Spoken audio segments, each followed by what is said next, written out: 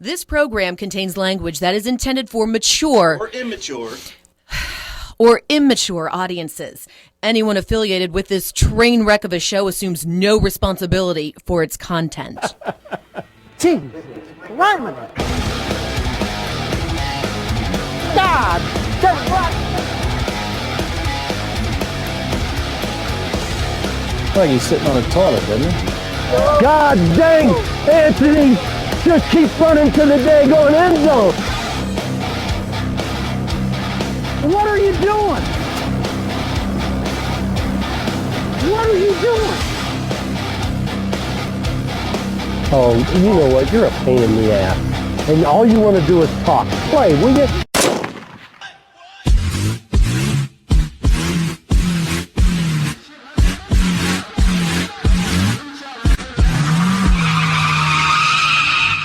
Ladies and gentlemen, it's time to hide the kids and pop the top on a cold one.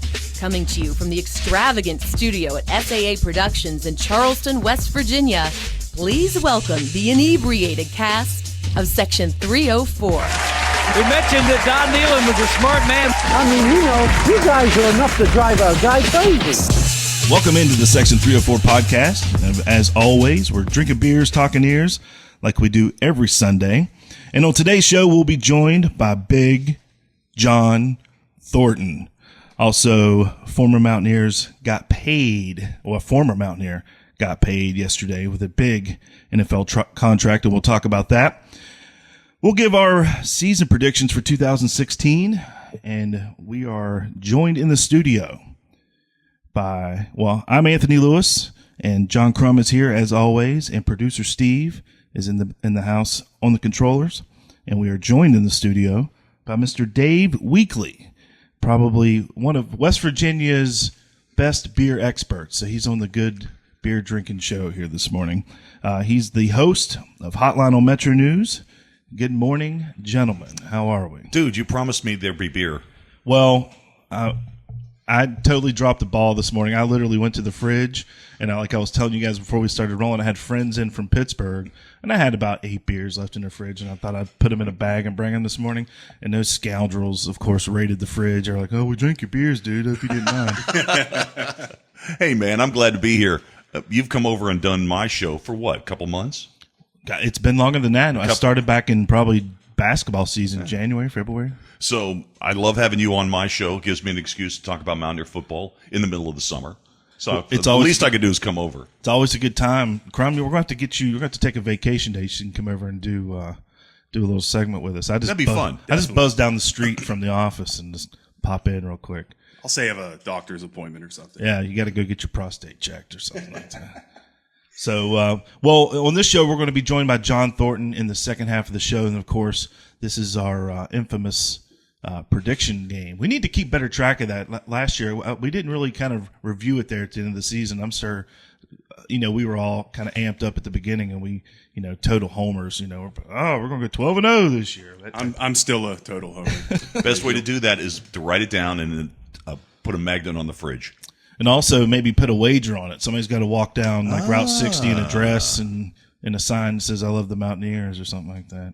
So we'll figure out something for that. But it's game week, which it's hard to believe. Yeah, this summer flew by. I mean, it just seems like we were here about 2 weeks ago doing the spring game show, and then boom, here we are. It's game week. This is probably the weekend that. It's like it's always a letdown during this weekend. It's kind of like, shit, there's nothing to do, nothing on television. I think I watched North Dakota State yesterday for a little bit, and it was a Charleston Southern with the triple option. Watched some of that yesterday, and it still wasn't quite football. It was football, but it wasn't like Georgia, just something that would really get your interest. But I guess, do you guys have any traditions, stuff that you guys do the week into the game, or leading up to the season starting? Is there anything that you guys do to kind of get yourself prepared? Make sure you got a nice new hat, got your lucky shirt, anything like that you guys do? Wow, that's a great question. Years ago in the 80s, literally, I would shoot every game from the field. And I was coming up from the field to the press box at halftime, and a guy stopped me and said, "These are my season tickets. I see you walk by me every single week for years, and my wife says you look cold and you need a jacket."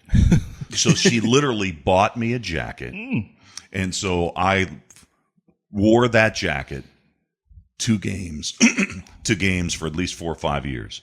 That was the last thing I put in my car, last thing I put in my kit bag, and just your question reminded me of that. I haven't thought about that in 20 years. Just putting the jacket in. Just putting the jacket in the car. Your lucky jacket, like your game uniform. Game jacket. My summer ritual used to be get the magazines. They're not as popular as they used to be with the internet. Right. And then buy the PlayStation game, which is out of commission. I think they might be coming back with it next year, but with the whole NCAA Ed O'Bannon lawsuit, there hasn't been one of those since 2013. I like to kick that guy in the balls, man. He ruined a really good thing. He did.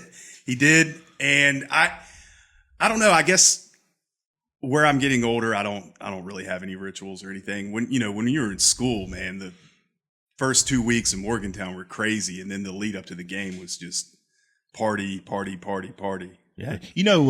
Speaking of the old college football games, who do you probably the best player ever on that? Anytime, I only played probably 93 through 98. I'm not a big gamer, but if you actually, I would play with Marshall from time to time. Randy Moss was killer on that game. Oh, unstoppable. I would literally put him on if they were punting, I would put him on. What I would do is I would put him back to return punts, call punt plays every time, and then audible into a defense so he could be the defensive back. I mean, he was ridiculous on that game. But I would have to say my tradition is I like to dig out the old games and just sit and watch. I've been doing it for weeks now. Just when I get spare time, I'll put in, like I watched the 93 Miami game, the 88 Penn State game, the Sugar Bowl from 2005. I watched Virginia Tech a few weeks ago. And then just this past week, I watched the 2010 Marshall West Virginia game. That was hard to watch up until the last 6 minutes. Actually, it's nice because somebody on YouTube has literally cut down all the games. I think he's like WVURX Man is his screen name, and he has tons of games on there, and they're cut down in HD with no commercials. I watched that game in Blacksburg because the next afternoon I called James Madison beating Tech, which I contend to this day may be the greatest college football upset of all time. Number one, because I called it. Right. And number two, because when you compare it to some of the other great upsets of all time, like Appalachian State at Michigan, right? Look what that Virginia Tech team did. They lost their first two games, Boise and then to James Madison. Then they won 9 games in a row, and they still won the ACC, and they still went to the Orange Bowl. That Michigan team that lost to Appalachian, I think, was like one game over 500. Yeah, that was the beginning of the end. And Appy State was tough. They were on what? They were like two-time defending national champs in 1AA. Yeah, when you play teams that even when West Virginia plays James Madison, you got to be prepared for teams like that. Oh, sure. There's guys, especially the top end of that tier. They can, if you're like a middle of the road or even just barely like a top 25, you can get knocked off on any Saturday. You were talking about Charleston Southern last night getting beat by North Dakota State. I forgot that game was even on, and I ended up watching like the fourth quarter of that game. Pretty good game. Charleston Southern, Frank Gardina, we know him. His son was the offensive line coach for them for a while, and they had literally the worst facilities in the country for a long period of time. I can't believe how far they've come. They've turned it around. They really have turned it around. And you go back when they had to jump up to Division I, there was a rule in the NCAA, I think about 93, where all of your sports at your school, if they were varsity sports, had to compete at the same NCAA level. Ugh. So they had to jump up. They went from like a club team to Division I in like 4 years. I think their first win may have been against West Virginia State. Wow. I think. Wow. Well, I tell you what, Joey Galloway has us losing to Youngstown State. Now, I don't know what Youngstown has, but I thought that was interesting. He must be smoking that shit. I don't know if he's a homer. He's from around there. He's from there. I think the Wheeling area. He thinks it's 1996 and Tressel's still coaching. The funny thing about Youngstown State is I did Youngstown State's opener last year at Pitt, and you get in those so-called body bag type of games if you can survive that first wave.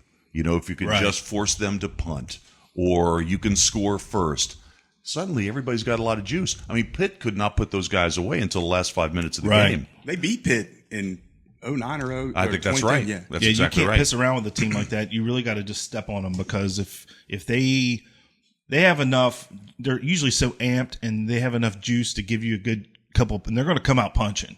If you can survive that and just kind of just stomp on them, use your reserves, wear them down.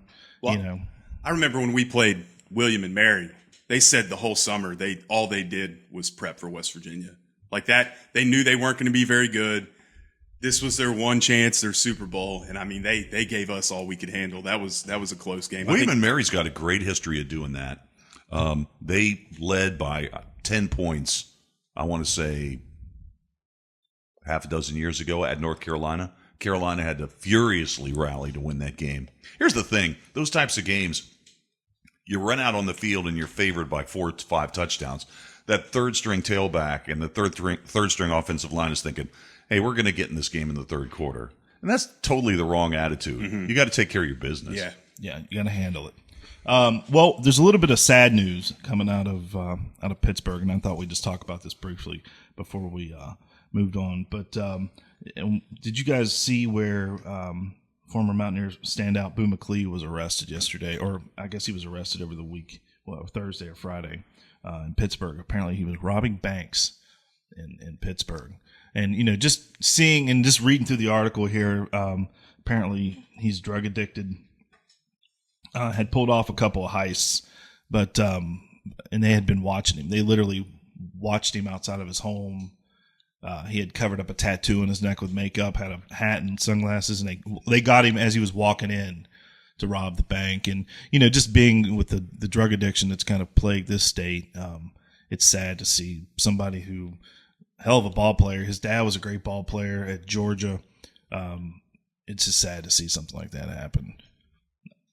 He was a part of he was the linebacker on the Sugar Bowl team, I believe. That was his senior year. So sad to see that happen. I hope for his sake, obviously he's probably going to go to jail, but hopefully he can get rehabilitated and get back out there. Because what I remember of him, he was when I was there, he was like a freshman, sophomore, junior. So I was around him for about 3 years. Always a good kid. I always think about those types of situations where you're just about to do the deed, right? You're just about to pull your mask on and pull your gun out and rob a bank. And if you could just take 1 second and think to yourself, what was the path that led me to this point? If you could just basically step back and say, wait a minute. I was playing in major bowl games. Kids were looking up to me. Now I'm getting ready to rob a bank. What happened? Yeah, where did I go wrong? But, that's the sad thing about drug addiction. He's not the first big-time athlete to be drug addicted and do something stupid. And just unfortunate. It's unfortunate it's one of our guys when you see that happen. But we were talking a little bit before the show, and there was an article that was, I guess, produced by it was on the Smoking Musket site, and they talk about super conferences. And I know the talk right now is Big 12 expansion. So obviously when we talk about this, we're talking probably 10 years down the road. But I honestly believe this is where everybody's headed, to these super conferences, just to kind of shut everybody up with who's supposed to be in, who's supposed to be out. And the way they've got it set up is there's 6 super conferences, and they're kind of set up like Northeastern, and there's a Southern Conference and Eastern. So it's all regionalized. And West Virginia, according to their article, landed in the Eastern Super Conference. And we are in the North Division with Syracuse, Rutgers, Pittsburgh, Penn State, Connecticut, Boston College, and us. But on the other side, it was Virginia, Virginia Tech, North Carolina State, Duke, Wake Forest, and Maryland. So basically, it's the ACC with some of the Northeast. But I tell you what, if they said today, this is the plan, I would just say do it.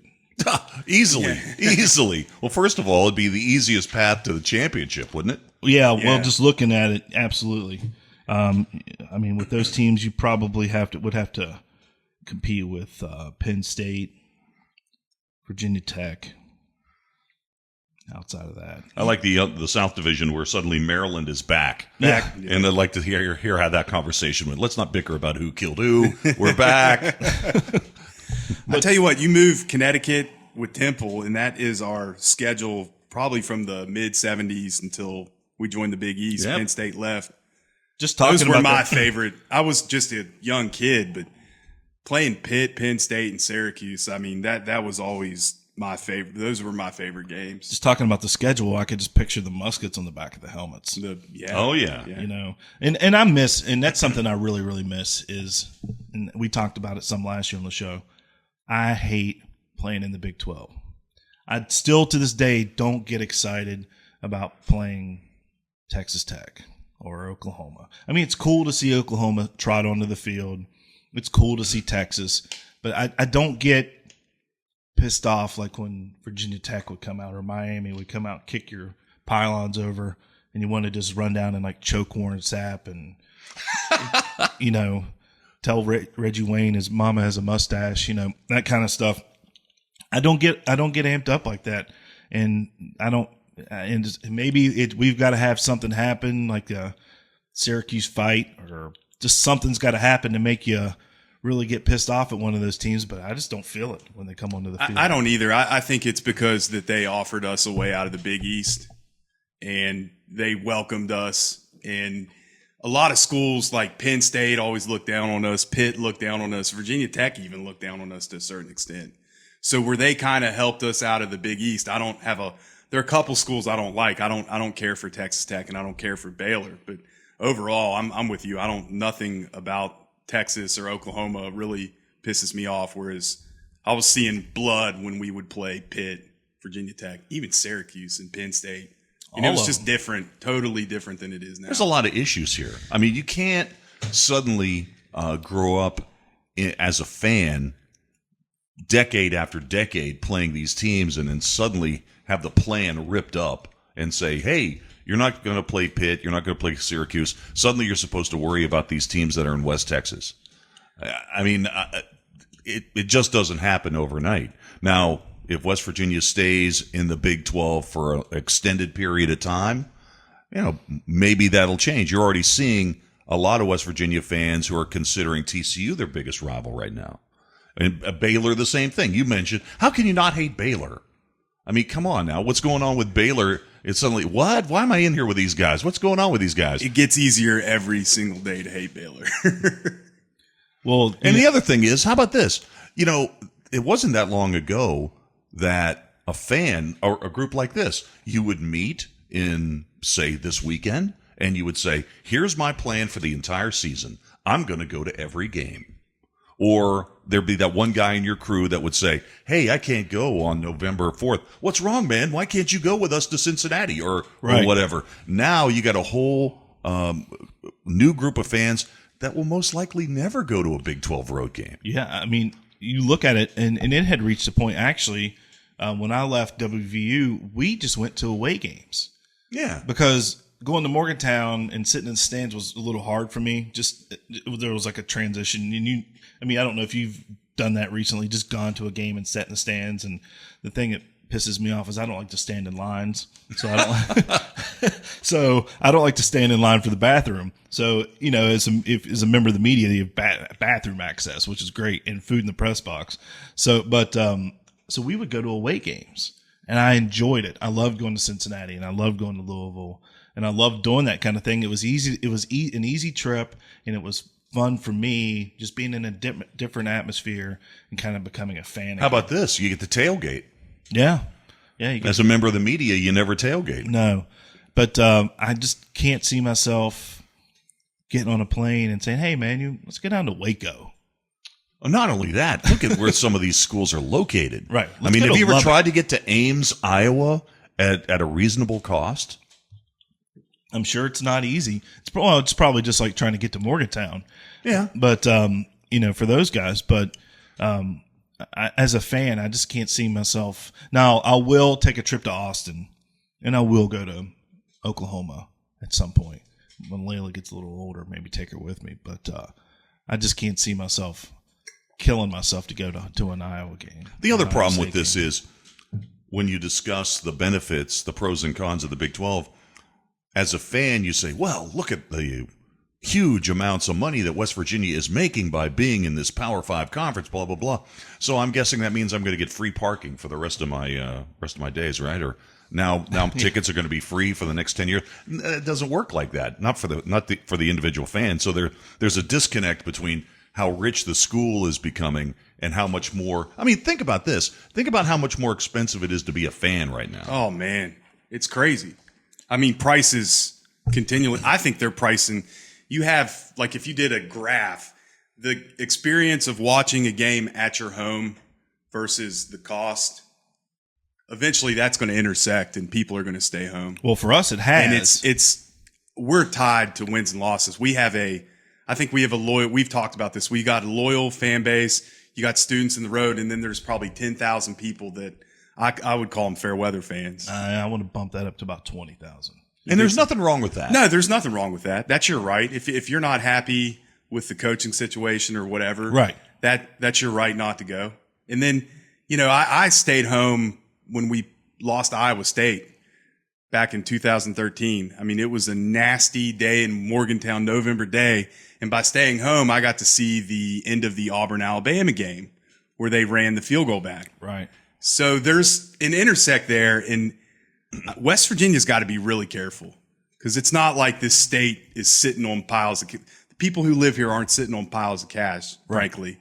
Eventually, they're going to price a lot of the average fans out if they haven't done that already. I think they already have. It doesn't make sense. The group that I roll with, we used to buy season tickets. We had hotel rooms. We did all that stuff. I mean, spent big money to go up and stay. Now the tickets are so out of hand. And, of course, our group has gotten much bigger with children. But now it just makes sense for us to each spend some money and go to Alan's house where we have all the TVs. He's got a setup. It's better than any sports bar. He's got a 50-inch television and 4 40-inch TVs around it. Literally on the wall. So what makes me want to go to Morgantown versus sitting in that chair from 11 a.m. until midnight when I've got a fridge full of beer, food all day, and you can actually see what's going on. We can watch all these ball games at once. I have to bring this up because you mentioned that Alabama-Auburn game in 2013. My niece goes to Auburn. Her first game that she actually attended as a fan was the Miracle against Georgia. Oh. And then the second game was that Alabama game. That gets so overshadowed. The play against Georgia was ridiculous. I mean, that was the luckiest thing I think I've ever seen. Those are her first 2 games. That's quite the experience. Well, speaking of just things like that, when you think of things like that, my first game ever in Morgantown was the '88 Syracuse game. So nice. It's hard to if your first game is Ball State '89, it's like but if you get to go to a game and something spectacular happens, it almost just draws you in instantly. I was on the field for the '88 Syracuse game, and I still contend that the victory lap after the game that the team took may have been the biggest moment ever at the stadium. Absolutely. I was there. I was 6 years old. I remember it being cold and rainy. That's about it. And we won. It was cold. That was the first year I can honestly remember plays in individual games. I mean, I went to games. My parents took me to games before that, but the '88 season was the first year where I was able to kind of comprehend everything that was going on. And we go 11-0, play for the national championship. It's kind of been disappointing every year ever since then. Right. But Whitmore got hurt in that game and didn't play in the national championship game. That's right. Kevin mentioned that. He said yeah. Don Nealon's one of his biggest regrets was moving Bo Orlando to his position. They moved Bo over and then brought Bo's back up in. But, it's funny, though, you talk about that the victory lap. I remember and I think it really had to do with the '88 or the '85 Bears. That's when like my rock stardom with teams started. because they were rock stars. The 85 Bears were. So when the 88 Mountaineers came along, they had major excitement T-shirts. Major Harris was on all the billboards. He was, just everywhere. Then I remember watching the Penn State game, and hell, they even had like the Mountaineer rap came out, which was like the Super Bowl shuffle. Come on, like it doesn't get any. They're the biggest rock stars. They're on par in my mind, especially as a 12-year-old, to the 85 Bears. The 85 Bears, after they won the Super Bowl, their first exhibition game the next season was at Three Rivers. And I was down on the field for that. And you're absolutely right. They were just rock stars. Walter Payton, Jim McMahon, it just went on and on and on. Yeah. A litany of stars. Yeah, what a team. To kind of bring this back to the conference thing, though, you work with ESPN3, Dave. You do TV. This is all driven by TV. A lot of it doesn't make sense to me. Like Texas A&M and Texas not playing. They play for 110 years. Right. They don't play. Missouri, Kansas, we could go on and on. But is there a situation where eventually these Power 5 schools break away and they're like, we're done with the NCAA. We're going to set up what I would consider something similar to this, driven by geography, and it's more like the NFL? Wow, great. There's so many questions there. First of all, I think eventually the Power 5 is going to go away and we're going to go to the Power 4. I think 16-team conferences is where it's at. And, unfortunately for the Big 12, if you ask Texas and Oklahoma right now if they'd sign a grant of rights for another 25 years, I don't think they'd do it. No. I don't think they'd do it. I think we're going to eventually get down to 16-team conferences. And, what are you really talking about in terms of separating from like the group of 5? There's already such a big chasm in terms of the money aspect, television right now. I don't know. I think the Power 5 actually needs the group of 5 in terms of scheduling. I do agree with that. I saw what Marshall's going to bring in from television revenue, and we kind of bag on Marshall, but I feel sorry for them. It is not fair. Well, $200,000 a year in television really is just a drop in the bucket. I would say this, though, that Conference USA with a new commissioner, they're trying to make the best of a bad situation. Their new television deal is really, really short. And, who knows what the scenario is going to look like in 3 or 4 years. That's another thing, though. There's going to come a time where cable's going to change. And you're going to be able to pick what you want. And it's going to be more, I think it's going to be more streaming. That's the wave of the future. Well, something really interesting on Friday about this. People have been talking about cutting the cable, and there's so many fewer households that are getting ESPN right now. Do you realize people, and this does affect West Virginia because West Virginia has so many games on FS1. Do you realize that now ESPN is only in 4 million more homes than FS1? So when you take a look at ESPN and FS1, you're basically reaching the same number, right? Same number of viewers. It's just all about the content and your fans finding the right channel to watch the games on. Well, then also, too, all these streaming services. Like I just got some sponsored ad from like Sling TV, and it was literally directed at West Virginia fans. It was like, hey, Mountaineer fans. That's what it said. And it's like, watch your Mountaineers on Sling TV. And somebody commented like, well, you can't get FS1. Like, yeah, we have it now. We have that package. So I think it's definitely headed towards the streaming, towards streaming, and people are going to just cut the cable and get rid of the satellite boxes and watch games. I think you're going to see across the board, once these current TV deals come to an end, for the conferences that don't have their own networks already set up, like the Big Ten and the SEC, that these TV contracts, the Golden Goose contracts, they're going to be dialing back. Because I hear things like, well, the Big 12 can sign a deal with Hulu. They'll sign a deal with Amazon. Well, you may be able to sign a deal with some streaming service, but there's no guarantee that those entities are going to pay the same amount of dollars that the major networks do. No. In fact, if they did, that'd be a major surprise.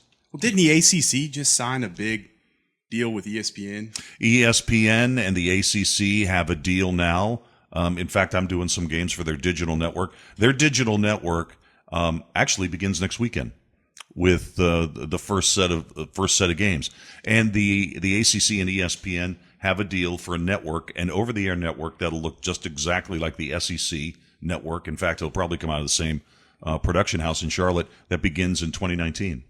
Wow. So we're heading in that direction. Well, we're going to take a quick break. When we come back, we're going to be joined by Big John Thornton. But before we get out, I want to remind you guys, next week, the Dell Sparks score prediction contest starts. Make sure you check out Dell's stuff. Dell's been shooting pictures at WVU for about 35, 36 years now.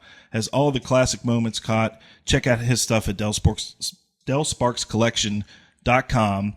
And make sure you keep an eye on our Facebook thread because we pop up an official thread.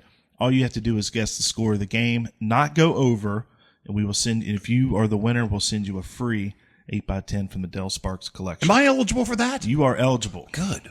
So check it out. And we've got lots of, he's already sent us a few pictures of some good stuff. One of them may end up on my wall. We'll see. But when we come back, yeah, they're great. They're great. Yeah. But when we come back, we'll be joined by John Thornton, and we're going to catch up with the big man and see what's been going on in his world. We'll be right back.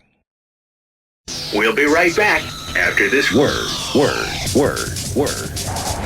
of a bitch! I just won a huge payoff at pickinsider.com, where you can play everything from horse and greyhound racing to daily fantasy sports. Try your luck betting exactas and trifectas on the races, or playing fantasy sports games like Home Run Derby and Touchdown Challenge. The action and excitement are almost unlimited, giving you lots of opportunities to win big. So what are you waiting for? Come join the fun at pickinsider.com and start winning now. The great state of West Virginia is known for its natural beauty, and if you enjoy fishing in the Mountain State, you need to visit our friends at West Virginia Outdoors, located in Poca. Whether you're a novice or an expert, West Virginia Outdoors has everything you need to catch the big one. They feature premier bait and tackle models, as well as products made right here in West by God, Virginia. For all of your kayak and fishing needs, visit West Virginia Outdoors in Poca, or visit them on the web at shopwvoutdoors.com. Welcome. This is Brian Joswiak, and you're listening to Section 304, baby. Fucking A. Welcome in, everybody, back in to the Section 304 podcast. And we are drinking beers, talking ears, here with our friend Dave Weekly's joined us. John Crum, of course, in the studio, and producer Steve on the mix. But before we get in and join with our next guest, I want to announce this week's Bearwood Company Fan of the Week. Patty McCune of Charleston, West Virginia is the Bearwood Company Fan of the Week. We'll send Patty some Section 304 beer koozies to keep her beer cold, and her name will be entered to win one of those beautiful pieces from our friends at the Bearwood Company. And to enter those contests, just keep your eyes on our Facebook page. All you've got to do is just upload a picture wearing some gold and blue. You could be at a game. You could be posing with your favorite player. You could be just rocking some gold and blue, and that enters you in, and then we pick randomly from those selection. Now we are joined, one of my all-time favorite, I'm probably giving it away, but one of my all-time favorite defensive linemen at WVU from my favorite era of Don Nehlen football. Welcome into Section 304, Mr. John Thornton. Hey, guys. How you doing today? We're doing great. Thanks for joining us. I know we tried to catch up with you a couple times last year, and you're a busy man. You're a very busy man. You know what? I apologize for that. A whole lot of times on Sundays it's like, football and pro football, right. And from traveling back from a college game that next day, and it's usually on Sunday morning. So right. My weekends, and then my kids will be playing. So it's like, now I get a normal Sunday. My kids are old enough that they're playing football during the week. So it's I apologize for not being able to get on before this. No, we were talking a little bit before we called you up. Just tell us a little bit about what you're doing these days. We know that you're working in the agency world, so just kind of catch everybody up with what's going on with John Thornton. Yeah, when I retired from the NFL, actually one of the reasons I decided to retire, I had started my management company before my actual retirement. So I had a couple of players I wanted to work with, and I had been doing some managing and some media stuff sort of around the same time. And then as I kept gaining clients, I got my license and became a certified agent, and my business kept growing, and I kept partnering with different companies, and I had my own company, and then so it just started growing and growing, and so it was a perfect transition for me once I got done playing ball because I just started working with guys that I knew. John, Dave Weekley here. Wanted to ask you about how you find clients. How do you make that connection with players? Well, when I started, it was just veterans, guys that, some guys played for the Bengals or, my partner at the time, Charles Fisher. It was some guys from Aliquippa, PA. It was the first round receiver out of Pitt that we had that grew up across the street from Charles. They were cousins pretty much. So it's usually people that we know. Like nowadays, I can call people up or just cold call, or I may find a guy on social media and get in touch with him. There's a number of ways to get in contact with players. You may know a coach on a particular team. Rarely do guys call you up for representation. If they do, they're probably not that good. So it's a number of ways, but it's probably now just finding out. We'll get a list of who's who. Find that school or find that player, find his hometown. You may know somebody there. So it's a number of ways to do it. Hey, John, this is John. A lot of Mountaineer fans, the news broke that Tavon Austin just got an extension. I was wondering if you could kind of get us behind the curtain. How do those negotiations go down? What takes place and what does the agent do and how does all that work? Well, I'm not sure of his contractual situation. I know he was a first round pick in 2013, so that would mean that his contract would have been up at the end of this year. The team would have had an option for a fifth year. So his agent probably came to the team and, they probably spoke at the combine and said, hey, let's talk about Tavon. Let's do a friendly deal for both sides. I mean, Tavon could have waited, say, hey, I want to play it out. I want to get this monster contract or whatever, or the team, to me, it was a fair deal. It was something that you see other receivers out there getting, you see a lot of receivers getting that $10 million per year mark, and you see the marquee receivers up in the 13, 14, 15, like AJ Green. So I think with Tavon, meaning what he means to the Rams and them moving out to LA, they're trying to get all of their young talent locked up. So I don't think those negotiations are very difficult. When a team likes a player and the agent really wants to get a deal done, they can get done. And usually if the player wants to get a monster deal or the agent wants to beat his chest and say, I got this great deal for my player, then it becomes hard. Or if a team tries to lowball the player. But it seems like, the Rams value him, even though he hasn't had a lot of success as a receiver per se, but he's a real dynamic player, and he'll help their quarterback out a lot. Dave and I were talking on his talk show on Thursday.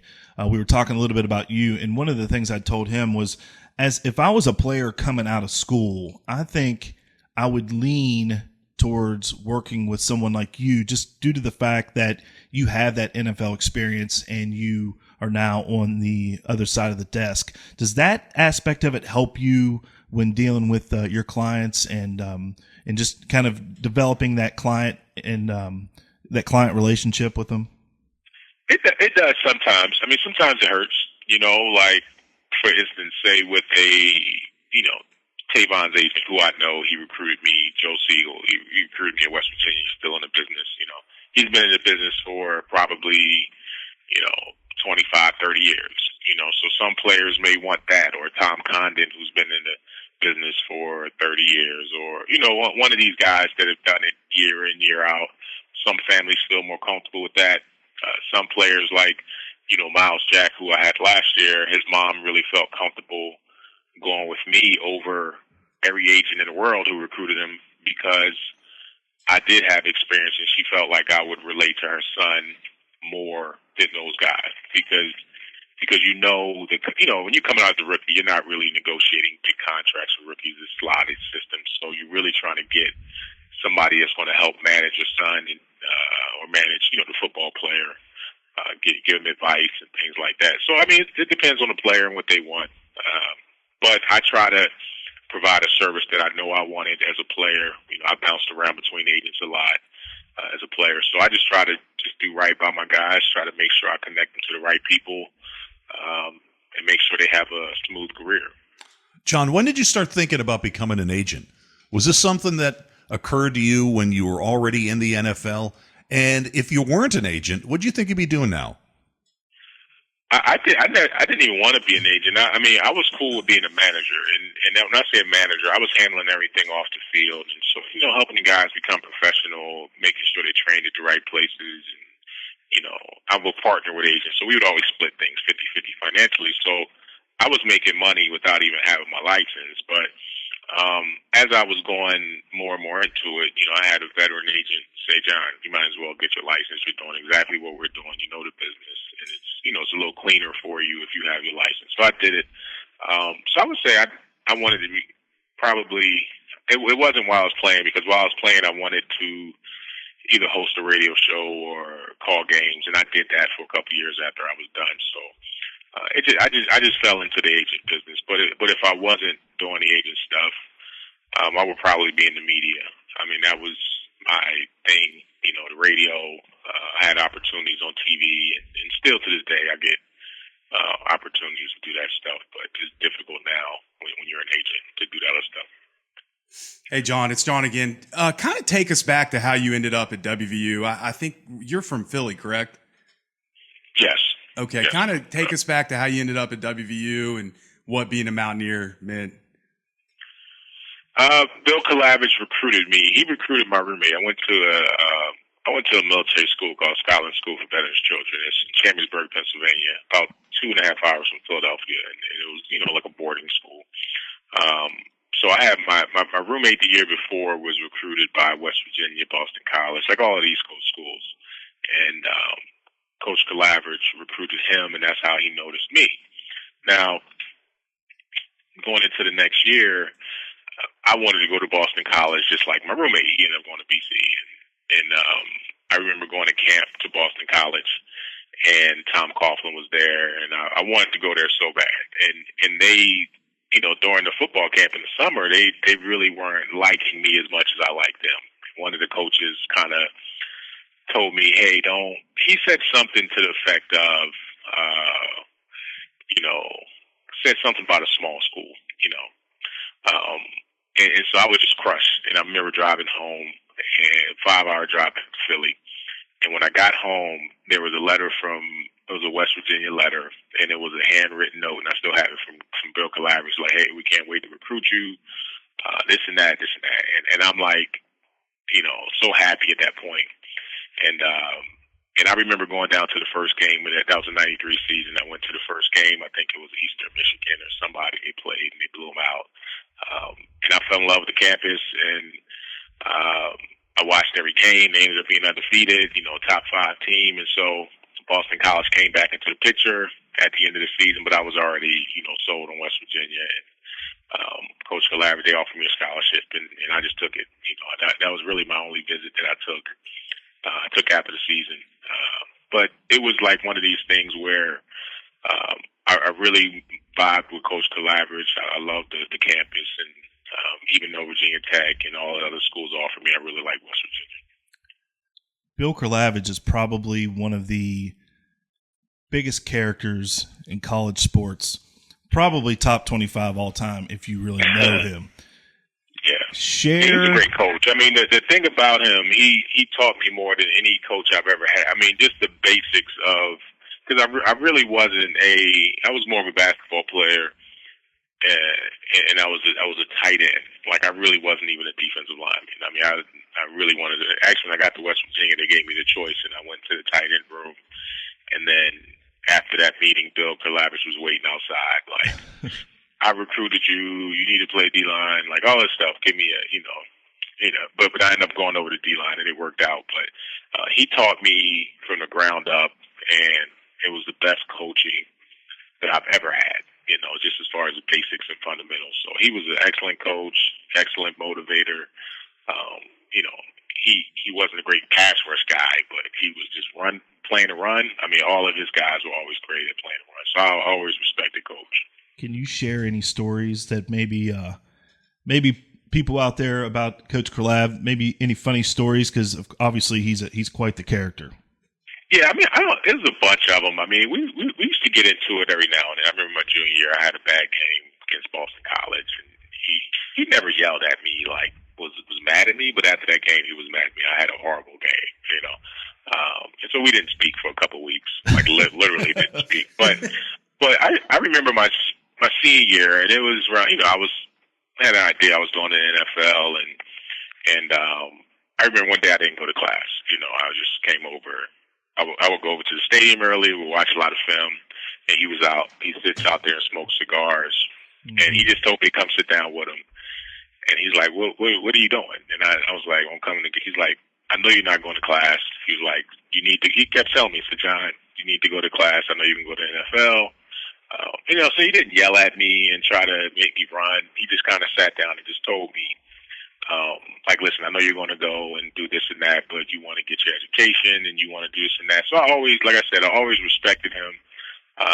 He understood everything. You didn't have to lie to him. But he was a real guy. We talked about real stuff. He would go through the newspaper and read different articles and talk about it, and always talk about saving your money and stuff. So he was about as real as they come. And I would say back then we had a lot of really good coaches, and those guys were really close with us as players. But I just always respected Coach for that, because I could always go talk to him, and he wasn't like that coach that was just keep his barrier up between him and the player. Right. John, let me ask you about the Colin Kaepernick situation. I mean, a lot of people are talking about it this weekend. What would your advice be for him, or what would your advice be for his agent on how to deal with this situation? Oh, man, that's a tough one. I was having this conversation with Charles Fisher yesterday. Just, as a player, you try to, if you're his agent, you just want to obviously tell him what's right and wrong as far as his rights as a player. Now, he can say what he wants. He can do what he wants, just like I think Morris Smith said at the NFLPA president the other day. He was just like, hey, he has the right to say and do what he feels. Just like people have the right to disagree with him. You would just want to make sure you know what's in his heart. If it's something that's going to last, if it's just a feeling or something that he wanted to do one time or until he got attention to it. And then just let him know the ramifications of it and how people are going to view him. Some people are going to applaud him, some are not. And, it'll probably affect him in his workplace at some point. I feel like the better the player is, the more he's able to withstand some kind of public stand. Like LeBron James can say what he wants. People are going to follow him and employ him, You see a situation with Ray Rice. He went through this stuff with the video. If Ray Rice was Adrian Peterson at the time, he would probably have a job by now, but his skills were declining. So, what I'm saying? People are only going to tolerate you until they can replace you, that kind of thing. So, if he was my player or if I was talking to his agent, he has really good agents. So, I'm pretty sure they're talking to him. You just let him know, have an honest conversation about what's going to happen probably. But you don't ever want to tell a guy not to do something, because it's his career and it's his belief. He's not hurting anybody, but you just let him know the honest conversation about it. That's all I would do, is sit down and try to figure out why he feels that way. I've had players that came to me and wanted to speak out socially on things, and sometimes just talking to them, it stops them from going out there publicly and say things, and that might be the best thing. Not that you don't want them to speak out on things, and it wasn't anything to do with this, but just on other things that have happened over the last year. And sometimes it's best not to say things, but then if you really want to make a stand, you say it. Whether it's political, whether it's what Colin did, or whether it's something else. You just really want to make sure you think about it first. Absolutely. Well, listen, John, we know you have to go, but before I let you go, I want talk to us a little bit about that group that you were at WVU with. A lot of talent on that those teams from 97, 98, and even that class of 99 was loaded with guys. Can you just talk about, when you look back at the group of guys you came through with, what are some things that really stand out to you, and what are some memories for you at WVU? I mean, we had a talented group. Even my last year, I thought I think we started out number 9. We played in Ohio State and they were number 1. I mean, we were, and I was talking the other day about it. I mean, we had Jerry Porter at safety. He ended up being a very good receiver in the NFL. We had Barrett Green. I think he was a safety, and he ended up being a linebacker. And we had I don't know if we had Mark Plants, or I don't know who was the linebackers, and Kyle Caden. And I mean, we had some guys that, a guy like Corey McIntyre, who was a linebacker but played 8 years in the league as a fullback. So, and that's just a few guys. I mean, we had a bunch of guys drafted too, but I felt like we had a good team. We played against some really good players. In that time in the Big East, which was one of my favorite conferences, because we were up against Donovan McNabb at that time, Edgerrin James. The Virginia Tech teams were loaded. Pitt was decent, and we blew some opportunities to really have that great season.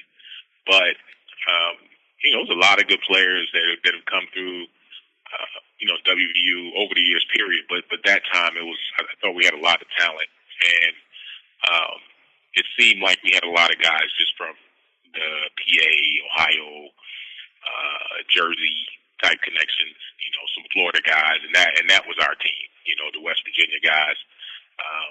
Now it seems like they're getting more, I don't know what the recruiting base is or how everybody is, but it just seemed like we had the big guys from that area. Now it's a little more spread oriented. But back then it was a fun time. And, the memories were just being in West Virginia. I mean, that's a place you can always go back to. You call it home. I don't care. I tell my friends about that all the time, and everybody says, how was it in West Virginia? I was like, it was a great time. The people there were great. Everything we did down there it seemed like it was family oriented. And, every Saturday the game's on in my house. My wife, she moved her parents up here, and they're from West Virginia. And, so we can't escape it for sure. But, even now my business, I always rep West Virginia, man. It's a great place. Well, John, thanks for coming on. I know we tried hard to get you on, and the schedule finally meshed for us, but we appreciate you coming on and joining us here on the Section 304 podcast. Hey, thank you, man. Anytime. All right, man. Take care. Ladies and gentlemen, that was John Thornton. Obviously, one of my favorites. That was one of my favorite eras of Don Nehlen football, and they were just loaded. What a great conversation. Yeah, he's a good guy. He's very a really good. Guy. Have you seen him lately? No. So he lost a lot of weight? Oh, yeah. He's not like the big defensive lineman. He slimmed down, looks good. But you can hear the way he carries himself. He's just a class act all the way around. I want that guy repping me. Yeah. I really loved his response to that question about Colin Kaepernick. Yeah, absolutely. I'm sure he would be somebody that I would probably lean towards. So we're going to take a quick break, but when we come back, we're going to talk season predictions. And we're also going to talk a little bit about some of the Eers in the NFL. And we'll be back right after this. We'll be right back after this word. Son of a bitch! You're buying or selling a home. You still have to work and take care of life. Get the real estate company that takes care of you. Property Elite. We communicate with you. Revolutionary, isn't it? No frustrating waiting, wondering, pacing back and forth. Property Elite sells your house fast using technology, social media, and old-fashioned hustle. We search for that perfect house relentlessly until it's yours. We can help you with anything on the market. You have lots to take care of, so take care of it. We'll handle the real estate on Facebook and at PropertyEliteWV.com. Hi, I'm Dale Sparks of All Pro Photography and Framing, featuring the Dale Sparks Collection. Everyone has a favorite Mountaineer memory. Over the last 34 years, I've captured them all. Whether it's Major Harris's The Play, Quincy Wilson's The Run, Pat White's The Run for the Record, or Hot Rod Hundley's One More Shot, they're all here. Visit our photo gallery at 160 Pleasant Street in Morgantown. You may not like them, but your girlfriend does. Welcome back to the Section 304 podcast. Welcome back into the Section 304 podcast. Quite the segment there with John Thornton. Like I said before we took the break, probably one of my all-time favorite defensive linemen, especially from that era of WVU sports. Got to ask him everything except maybe what's it like to meet Beyonce in person. Yeah. yeah. We didn't even get to talk about Jay-Z. I wonder if he has like a rock, one of them rock necklaces and all, like the rappers and stuff. I'm guessing that when you come into a room and you're representing Rock Nation, that opens doors. Yeah, you walk in and like throw the symbol up, they put their hand up. Especially if you're trying to get 22-year-old kids, man. Yeah. That's got to be so much credibility right from the start. Well, let's get into some of the NFL talk. And this is Eers in the NFL. It's presented by our newest sponsor, pickinsider.com. They are the newest designation for your daily fan, I guess, what do they call it? Fantasy football, the fantasy picks, your fantasy sports, as well as they cover horse racing, greyhound racing. And if you go to their website, pickinsider.com, they will match your initial deposit up to $25 if you use the promo code Section 304. So that's pickinsider.com. Go check that out. And a lot of stuff happening in the NFL, and you mentioned it to John. Tavon Austin just got paid. Yep. Like Johnny Kim. Just got paid. It's Friday night. Party's jumping. Dude gets $42 million with $30 million guaranteed over 4 years. And that's a lot of money for a guy that really hasn't he's played well, but he hasn't exploded like a number 8 pick like you would expect. Well, here's a couple of things. You know, it wasn't that long ago that you could probably go to virtually any St. Louis Rams site and the headline would be, "Why is Tavon Austin a bust?" He didn't ask to be picked 8th. They selected him 8th. And at 5'8", I don't know if he's ever going to be like an elite number 1 wide receiver on a team. But he was the only guy in the NFL last year that had 400 yards receiving and 400 yards rushing. He's a factor on special teams. And he's probably the only guy in the NFL last year that was 100% in red zone targets. Last year, he had 7 red zone targets, 7 touchdowns. Wow. So it's a deal where you've got to find ways to get him the football. He's not Julio Jones. He's not Calvin Johnson. He's not 6'5" and is going to be able to, have 10, 11 catches in a game. You've got a game plan for him. You've got to make sure that he gets reverses. He gets the ball in open space. He's really a unique player. And here's the thing. Now that the Rams are in LA, he's breaking out. I mean, HBO Hard Knocks is featuring him. There's a show about the Rams on E right now. People are finding out about Tavon Austin. Well, their quarterback situation has not been that great either. That's true. And I agree with you. He is a niche player. He's never going to be like a Julio Jones, but he's only got 2 career games where he's got more than 50 receiving yards. Yeah, but you got to get him the ball several different ways. And when he runs the ball, I mean, we saw that what he did to Oklahoma. He can be a dynamic change of pace for Todd Gurley. I mean, I don't think you want him taking a whole lot of hits because he's not very big. No. And you know how physical the NFL running game is. But I was surprised, honestly, because I've read the stuff that said, is Tavon Austin a bust? And you look at his numbers just production-wise and where everyone is loves fantasy football so much and numbers. You kind of wonder, was he a bust? But I think this solidifies him going forward. And with Goff, hopefully he's got a legitimate franchise caliber quarterback that can get him the ball. I think the question you have to ask yourself is, if the Rams didn't give him that money, would another team in the NFL give him that money? And I think the answer is yes. Yeah. Think about him if he was playing for the Broncos or the Patriots or the Steelers, using him like Emmanuel Sanders. I mean, obviously there was a market for him, and they wanted to lock him up long term. So hopefully, like I said, their quarterback situation straightens out and he can get a little bit more production on the receiver side. I think that shows you, too, how stubborn the NFL can be sometimes, because a lot of times these offensive coordinators in the league have their system and they draft to fit their system. But if the front office picks a guy that doesn't fit, they still try to plug him in. When you've got a guy like Tavon Austin, like you said, you've got to scheme for him, not necessarily put him in your scheme.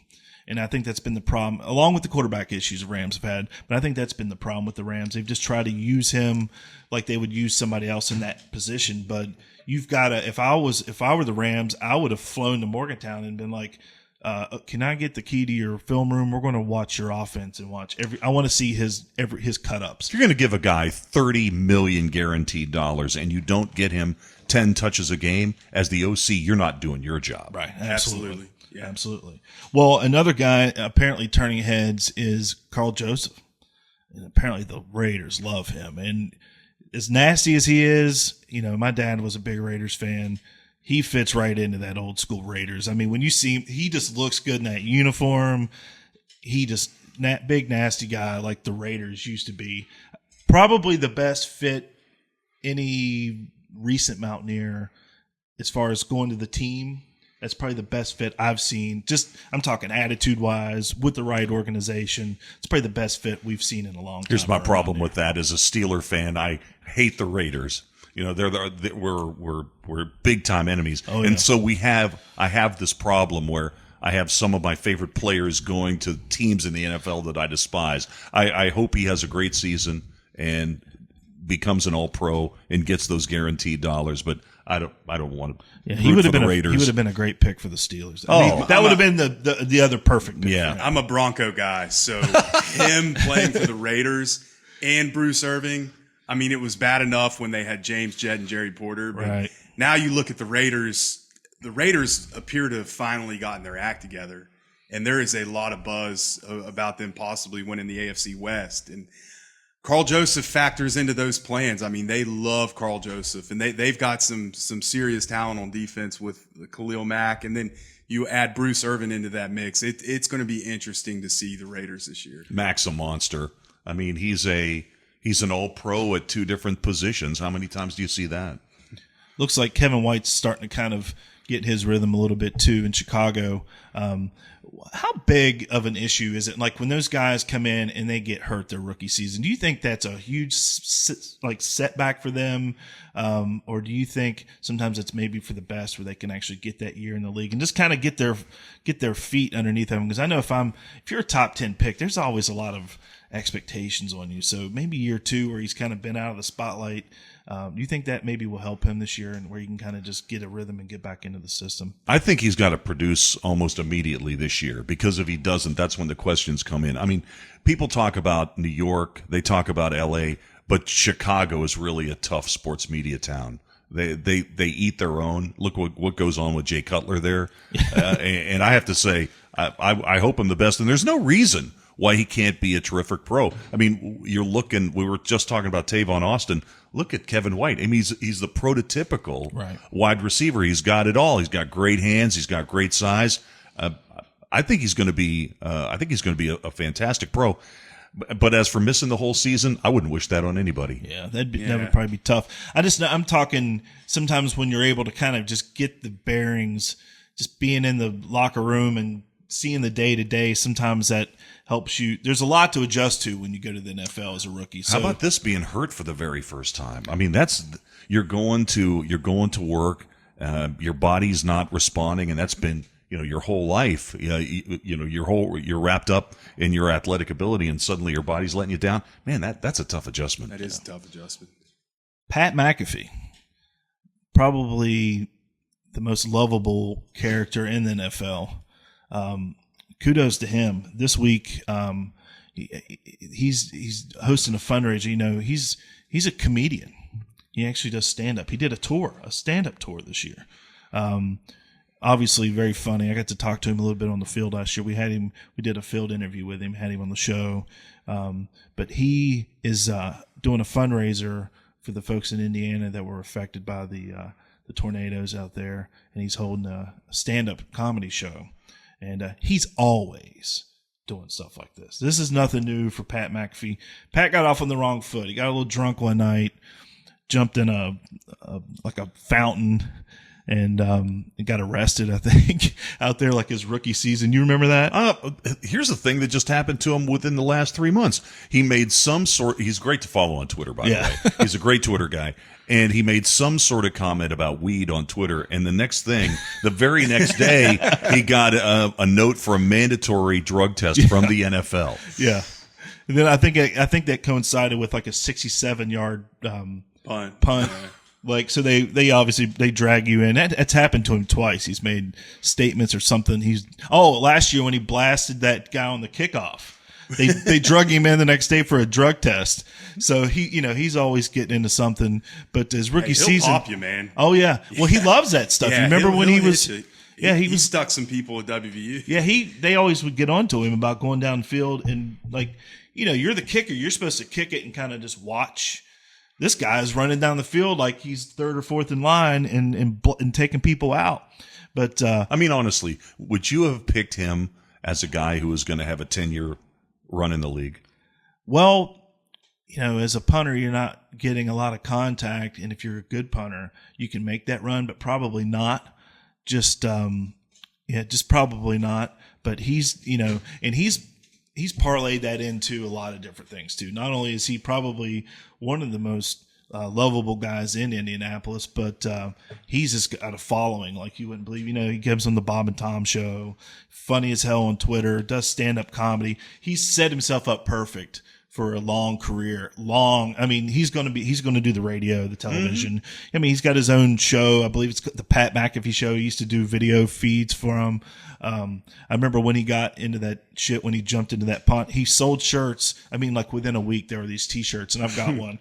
It's got his picture on it, and the T-shirt says, "I swam with Pat McAfee." So he is setting himself up for a long career, long after the NFL. But he's still young. He's still got probably even 10 years left in him. Oh, I don't know about that. 10 more? Well, damn. Well, I guess it is 2000. It's 2016. Yeah, he's been in the league, 9 years, 8 years already? All right, I'll give him 5 more. That's more. Those guys seem like they just left. I mean, it literally seems like Pat. It really does. Like Pat White and those guys were just in Morgantown. I think because you try to forget like the Bill Stewart era, like how boring that was to watch. So that is immediately moved out of your memory bank. So, but lots of stuff happening with the guys in the NFL. But let's get to our predictions. But before we do, that's our segment for Eers in NFL, and that's presented to you by PickInsider.com, your destination for fantasy sports. And don't forget to use the promo code Section 304. They will match your initial deposit up to $25. I got my money in. I'm not a daily sports you can bet on the ponies and the dogs and you can play the daily baseball game. I've been out of the baseball loop. I'm not like a super baseball follower anymore like I used to be. So I'm waiting for the NFL to kind of come around, and I'm going to make some money. Baby needs a new pair of shoes. So we'll be playing that. So here we go. Prediction time. Prediction time. And I've been really thinking about this and having conversations with the group I call the Brain Trust. The Bailey brothers. We of course we get into a lot of debates. But I'll kick it around to you guys first. Okay. And we're going to talk about Missouri next week's game at the end. Okay. So let's leave that part of it out. What do you see? First, let me ask you guys this. Let's go around the horn. What has to change to make that next jump? We were 8-5 last year. What has to change to become a 10-win team? Consistency. It's what we talk about with Russell Shell, Holgerson. We got to be consistent. You can't have games like the Kansas State game last year where everyone just kind of mails it in and the effort's not there and they're not fired up. The other game that really stands out from last year was the Oklahoma State game where we just came out completely flat. If you want to win week to week in this league, you got to give your best shot every week. And you can't have these turnover fests.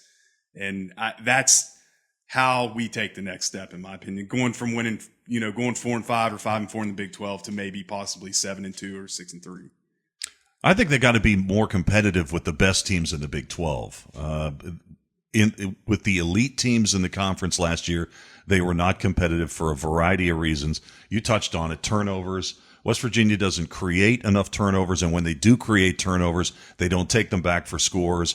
And special teams. I mean, if West Virginia had average special teams, they'd probably pick up 2 additional wins last year. The K-State game, they win that game for sure if they can just tighten up on the special teams. That's where I'm at. I just think that at the top of the conference, they have to be more competitive with the best teams. I mean, get yourself in a position where if you get an opportunity to create a turnover and win a game maybe you shouldn't win. I mean, if you take a look at Holgerson's whole stretch of games ever since you got into the Big 12, I mean, there's not that many games in that stretch where you say, wow, they won games they weren't supposed to win, outside of that Baylor game 2 years ago. Maybe Okie State a couple years ago. Well, when was the last time we played a meaningful game in November? Oh, you know what? Now that's another solid point too, because as opposed to Holgerson's first years as the head coach, outside of that, the first year where they beat Clemson in the bowl game, once they've gotten into the Big 12, I mean, it's been basically downhill the second half of the season. Survival mode. Yeah, last year was really the turnaround, and that was the K-State game. That was really the game. Well, let's get into it here. And I'll give you my real quick, and I agree with you, John. Consistency, and it's real basic. I'm an old school football guy. We have to run the football and play defense. I don't give a shit about Big 12 football and this air raid nonsense. If you can't run the football, you're not going to win football games. I don't give a damn what anybody says. That's basic football 101. And if you don't believe me, look at Alabama. Look at the SEC schools. Look at the schools that are winning. They are running the football and playing defense. Well, last year, I mean, I think Holgorsen finally learned that West Virginia started focusing more on running the football as opposed to trying to outsmart everybody with formations and throwing the ball all over the lot. They did run the ball better last year. Absolutely. All right, well, let's get into it. Crummy, what you got, my man? I know you studied hard. What you said, running the football, where does running the football start? It starts up front with the offensive line. That's why I'm optimistic this year. I'm a homer. I don't make any bones about that. I think we're going to go 9-3. Woo. I think we're going to start out 6-0, and we will lose to Oklahoma State, Texas, and Oklahoma. But I think this is the year where Holgorsen finally turns it around. He's got his buddy from Texas, Oklahoma, that Wickline guy, who's really working with the run game. And I think we're going to see a Russell Shell finally live up to the billing. You got Crawford and Kennedy McCoy. They're going to open up the run game. And then offensively, I think this will be Holgorsen's best offense at WVU. Top to bottom, you got the offensive line. You got the kids, the younger guys really growing and maturing, a wide receiver, White, Jennings. Hopefully we see more from Gibson. But I think if Howard is just solid, we could win 9 games. 9-3. Tell me I'm crazy. I hope you're right. You might be wearing that dress come November. Okay. All right. Well, Dave, what do you think, my man? Man, I'd love to sit here and say 9-3. That sounds really good. But I think the record's probably going to be closer to 7-5 again. And a minor bowl game and a win in a minor bowl. For me, there's just too many questions on defense. You got to completely rebuild the secondary. You got to replace about 400 tackles in the linebacking core, and they've already had some problems with depth on the defensive line. The route to 9-3 is that West Virginia's offense carries the team until the defense comes around. But I just look at the schedule. It's just so backloaded. All the tough games are at the back. Texas probably starts putting it together in November. Oklahoma's back there. Baylor's back there at the back end of the schedule. I'd like to be more positive. I think 7-5 is where it's at. Let me ask you about Baylor, though. What if Baylor loses a couple games early? What do you think happens to them? That's a great question. Now, I know Jim Grobe, and I really have a lot of respect for him as a coach. The problem I see with the wheels coming off Baylor is, what if they do lose some games? I mean, Jim Grobe basically is a very, very loyal guy who everywhere he's been, he's had assistant coaches for a long, long time, Ohio University, Wake Forest. He didn't get to hire a single assistant coach. I mean, the whole staff is basically the Art Briles guys. But you know what? For all the problems that we perceive around the Baylor program, there's not anybody that's not picking them for the top 25. I think they're a top 25 team. Now, what happens to them in 2017, 2018, when their lack of their ability to recruit comes home to roost? Well, that's a problem that they've got down the road. But I think Baylor in 2016 is going to be a good team. I sit in the middle. I'm right in between you guys, but I've got some different wins and losses here, and I'm sitting at 8-4. I think we're going to get on a roll. We could conceivably, and I wasn't a believer in this, but I could see where this can happen. So I'm just going to put it out there as a prediction. I think we're going to get drunk and stumble at Texas Tech. They're going to be good on offense this year. So I'm at 8-4, and I've got us losing to Texas Tech. I think we'll lose to TCU at home and at Oklahoma State. And that's where people are going to start getting pissy. But where we make that up is I have us upsetting Oklahoma at home this year. That'd be a big one. And I will directly contribute this to the brain trust over on the river that convinced me that Oklahoma consistently loses games late in the season that they shouldn't lose. Didn't last year. Well, they've been known, and it's just our turn. It's our turn. We've played them tough. Last year, we've played them tough twice down there, although the wheels fell off. We had some problems last year down there, but the year before we played them tough. We've played them well every year, and that's a team that you would think that would have consistently kicked our ass. You know what I'd love to see? I'd love to see West Virginia get into a situation in the end of November where we have a weather situation game. Yeah. Well, Baylor is right there. Where it's 17 degrees. Well, it's 17 degrees, and there's 6 inches of snow on the ground. That could happen in the Oklahoma game as well. Yeah, because that's November 19th. So, and I've got us beating Oklahoma and beating Baylor at the end of the season. I think that's going to be a dumpster fire. I'd tell you the game that scares me the most, really, just looking at the early portion of the season, is BYU. BYU has a really good offense. They've got 2 great quarterbacks. You know, we don't know what's going to happen with West Virginia's secondary. You've got new guys all over the field back there. Got a new assistant coach running the secondary. If West Virginia doesn't beat BYU, suddenly you're looking at K-State, Texas Tech, TCU, and Oklahoma State in that order. That's a tough stretch of games. That is a very tough stretch. Yeah, that could be a 5. If they lose the BYU, that could be a 5-game losing streak. I'm saying if we're not 5-1 after the first 6 games, there's going to be a lot of negativity. If we're 4-2 or 3-3, with what Dave said, the schedule being backloaded, yes. I mean, it could get really nasty. You think somebody will rent a moving truck and move it to Morgantown? Just there might be for sale signs in Dana's front yard. But airplane banners. Airplane banners. Our friends at Property Elite will be selling a house. This is the first year since, I think, our first year in the Big 12 where we don't open the conference schedule with Oklahoma. And I think that's big for us. Kansas State they're rebuilding on defense. That's kind of been the strength of their team. Their secondary is completely revamped. So we get them at the right time. You know, they're well coached and they always get better as the season goes along. So getting them early is huge. Texas Tech, I mean, that could go either way. That's always a shootout. I like us, but for some, you never know. I mean, we stole one from them 2 years ago. How about Davis Webb the other night for Cal? Oh man, they just produce How many Texas quarterbacks that have been at like 3 different schools are there out there? Because you got Trevor Knight, he's at Texas A&M.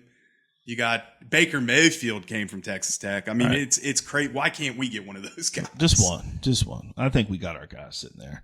All right. Well, we've gone really long. So it is that time of the day. It's time for the Beer of the Week Award. All right. Layla says it is time for the Beer of the Week Award. Finally. All right. Let's kick it around the horn real quick. Beer of the Week goes to Dave. I'll start with you. Sierra Nevada Pale Ale. Well, he's drinking beers. You like is that your beer? That's my beer, man. Do I give the beer to someone? Well, it's kind of our MVP award of the week, or somebody that's done something outstanding to have earned a beer. Dude, you're my MVP. Thanks for inviting me into this podcast. I've listened to it many times. Well, and you know what? This one hasn't been as expletive filled. Well, the season hasn't started. That's true. So our blood pressures are low. We can't lose that explicit lyric tag on iTunes. No. We might have to. We might be cussing next Sunday. Well, that's what I'm saying. Like, I don't go to the doctor from like this time of year to the end of football season because you don't want them talking about, well, fat boy, you got to get on the treadmill. Your blood pressure's high, so you just avoid the doctor this time of year because if the wheels fall off, then you start hearing a lot of cuss words. That's what we said last week. I was like, it's the first show of the season. Like, there's nothing to cuss about. Crum thinks we're going 9-3. So he's fired up for the season. I hope he's right. We start shitting down our leg, then there's a lot of cussing that goes on. We'll invite you back mid-season, and then you might hear some cussing that week. So you're Beer of the week at Tavon. Way to get paid. Way to get an extension. It's time to produce, man. Yeah, man. I'm excited. I'm really excited to see him this year. My beer of the week goes to Pat McAfee, just for being that dude, man. Just being a good guy. He's always doing good stuff for the military guys. He's always giving back to the people in Indianapolis. He loves the people of West Virginia. He's just a good dude. So my beer of the week, Pat McAfee. How about Jed Jerko? Yeah, he's having a tremendous second half for the Cardinals. Yeah, if I played on pickinsider.com, I would definitely be picking up Jed Jerko right now. He would be a guy that I would pick up. He's just smacking the cover off the ball. In St. Louis, too. What a great baseball town. I mean, he looks so much better in that Cardinals uniform. I mean, when you see him in that uniform, it's like, yeah. Nobody looks good in a Padres uniform. No. Tony Gwynn. It's about the only great Padre I can really think of. Well, and we've probably already given it away. Next week, West Virginia's a 10-point favorite. Do you think we can cover next week? We'll keep it real brief. It's going to be tough. I mean, we're going up against Missouri. Their offense is bad, which helps our defense out, but they are a legitimate SEC defense. And if we go down there, or if we turn the ball over, it could get interesting. They got a new coach. I mean, it could be a tough game. So we better be ready to play. Yeah, I think you're right on it. Missouri's defense is legit. They're a very good defensive team. Their offense last year was just horrid. They were terrible on offense. And I think this is a game where West Virginia's offense is probably ahead of their defense. I'm looking for a score maybe 24-10. I think they cover it. I think we win next week. I was actually thinking like a 28-14 type of score. It was funny, though. I went to their rocknation.com. They cover Missouri football, and one of the lines here in their prediction, their homer, of course, has them winning. He predicts 24-20, an upset in Morgantown, and he says a lot of the folks, the musket wielding, raccoon wearing, couch burning hill people will wish they were in the SEC instead of Missouri or something crazy like that. So, of course, it's the traditional, hill jack type of. He refers to Dana Holgerson as a Red Bull enthusiast as well in the article. But I like us next week. I think it'll be like a 28-14 type of game, and then I figure it'll be 21-14. Most of the game we'll pick up something late, make it, cover the spread type of thing. There's a reason why Vegas makes money, and that's the reason why right there. I think we'll cover next week. But Dave, thanks for coming in this week. Great show. It was good to have John Thornton on the show. It's good to have you here in the studio. Crum, we'll be back at it next week. Pissing Steve off, running in here late, leaving beer cans all over his place. But hopefully they're celebratory beer cans. Yeah, next week it'll be still hot. We'll be coming off of our first college football weekend. I'll probably be a little bit more amped up. It's been the couple weeks leading up to it, though. Like I said, I like to watch the games, and now this week is when the excitement really kicks up. We got an SEC team at home opening day. I mean, I saw where there were tickets still for sale. What more do people want in an opener? Come on, folks. Pack it, wear gold, have a couple beers. Let's watch the double digits, baby. It's a pre-noon beer. Yeah, it's double. You got to go. It's the kick. It's the opening game. You got to go double digit beers in the blue lot, and really kind of kick your game up so you can lose. I remember I used to go to games and literally, like, I couldn't talk Sunday and Monday. I would just yell and yell and yell. So I'm too old for that shit now. So I'll leave it to the young bucks to pull that stunt. But everybody have a safe trip to Morgantown next week. We'll be back next week right here on the Section 304 podcast. Thanks for joining us. And everybody, raise a little hell in Morgantown. Have a great week.